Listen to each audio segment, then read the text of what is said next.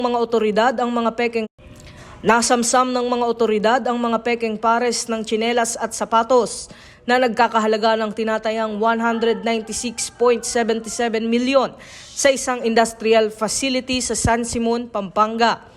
Ayon kay Acting Chief PNP Police Lieutenant General Jose Melencio Nartates Jr., isinagawa ng mga tauhan ng Criminal Investigation and Detection Group ang operasyon bandang alas 10 ng umaga sa isang pasilidad sa barangay San Pablo, Libutad.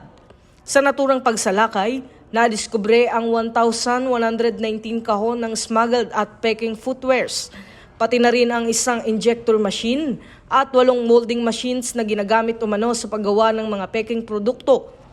3 Chinese nationals ang inaresto sa operasyon, bagamat hindi muna isinapubliko ang kanilang mga pagkakakilanlan habang nagpapatuloy ang investigasyon. Isinagawa ang raid matapos makatanggap ng mga reklamo mula sa online shoppers na nagsabing peke ang mga produktong ipinadala sa kanila. Ito ang bagong PNP para sa bagong Pilipinas, serbisyong mabilis, tapat at nararamdaman.